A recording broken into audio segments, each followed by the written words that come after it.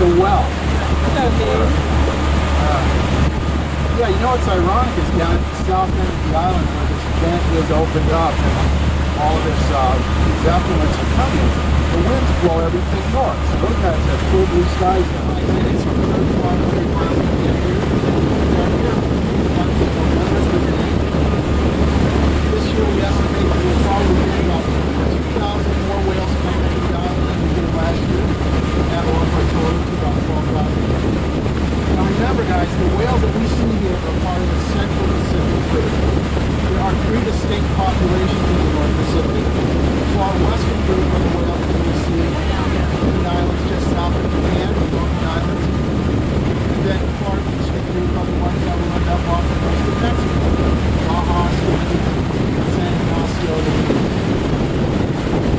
Those are part of estrus. There's Mama. And there's the baby right next to her. Usually she will position her to that dorsal fin. Become the flukes. There's the baby. Known as creating vortices or a vortex in the ocean. And as she creates these, the calf gets in her slipstream and literally gets pulled along with her. Vertical. Little full? Okay. So yeah, this guy is probably about maybe 3.5 weeks old. And it looks like it's swimming freely. It's like she's changed direction. We actually heard mother's hand calf. Wow, that's big. But it's only the male who sings. That'll scare him away.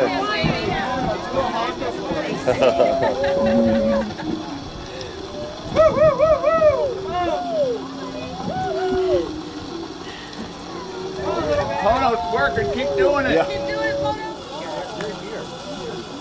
There's the baby. Part of the baby.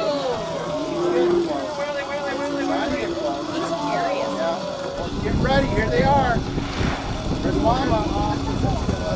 Oh yeah, look at that. She's just cruising. Well, Mama's resting. That's called rocking. You see them like that? And that's the position that they will sleep in for about 8 hours a day. I'll say all this again once I get back on the mic. Oh, look, there's baby. Right next to her. Oh yeah, she's totally well. Look for the baby to be on Mom's head when it gets tired. Although this guy is swimming fairly easily. Yeah, she's positioned between us and the calf. The currents are bringing them right next to us, guys. So this is a great opportunity for photo ops. So if you want to work your way over to that railing, or you can stay right where you are. You've got a perfect view right here. Woo, woo, woo, woo! Come on, Mama, show them off.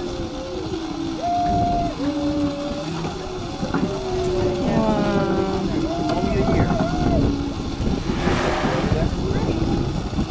Watch it balance, brother.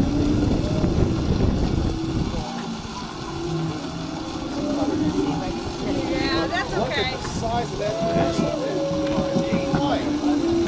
Mama, Mia.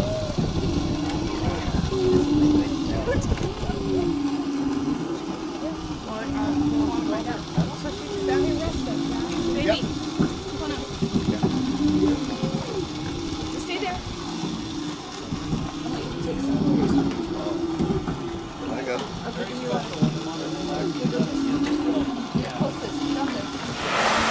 Yeah, Mama.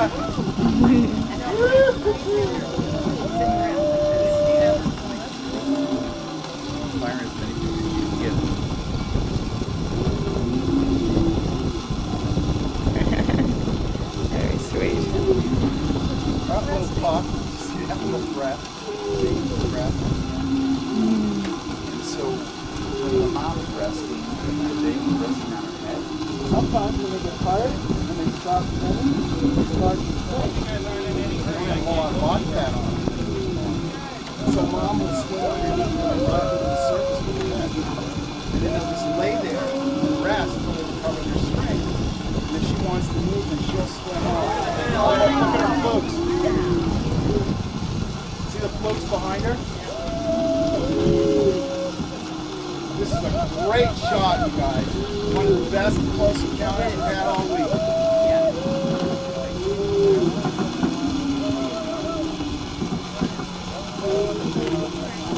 Look at the baby. He's got his back arched. Like, what are we doing, Mom? Are we diving or are we moving? Oops. Uh-oh. Woo, woo, woo, woo, woo, woo. Come on, Mama. Testing. Guys, can you give me just a little more volume? Okay, guys. Mom and calf are in the 1 o'clock position. Now, while I was off air, I was giving some information. I'll go over that all over again. That is the nares. You see that? That's the double opening. That's their nose. It is protected by a raised surface area called the splash guard. That opening goes directly to their lungs. The mouth, that opening goes directly to the stomach. The two do not intersect with whales like they do with us. Okay, so if they're eating, nothing will go down the wrong pipe. It'll always get into the stomach. Yes, well, it's a better design for living in the ocean. Humpbacks display a quality called reverse sexual dimorphism, and what that means is that the females of the species are bigger than the males. But that is true across the board for all baleen whales. Now with toothed whales, it's a different story. The males are bigger than the females. The pregnant females are the last to leave the feeding grounds because they need to put on as much blubber as they possibly can, especially if they're pregnant, because they have to sustain not only themselves, but a calf. And that calf is consuming anywhere from between 130 to 150 gallons of milk per day. That is more milk in a day than a human baby will drink in a year. On mother's milk alone, the calf is gaining up to 200 pounds a day. In the first month of its life, it can gain as much as 6,000 pounds. So yeah, these at birth, they're 2 tons. That's a minivan, you know, and a third of the mother's body length already. So yeah, these guys are going to grow really fast, and they have to, because when it's time to leave here, they can't afford to lag behind or stray, because then that makes them susceptible to predation by sharks or orcas or anything else out there that wants to eat them. Safety in numbers when they're migrating. Whales don't have lips. Anybody know?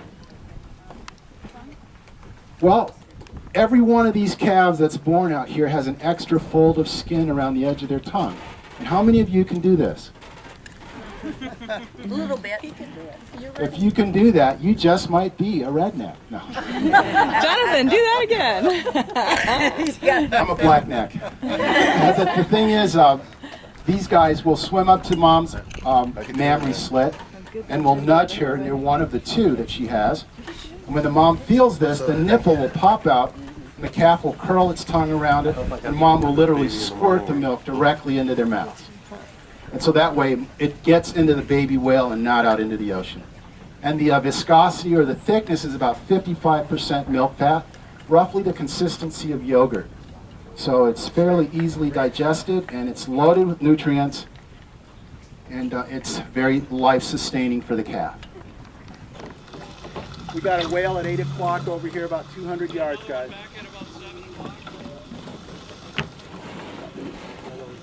But these will be closer. I wouldn't give up on these guys.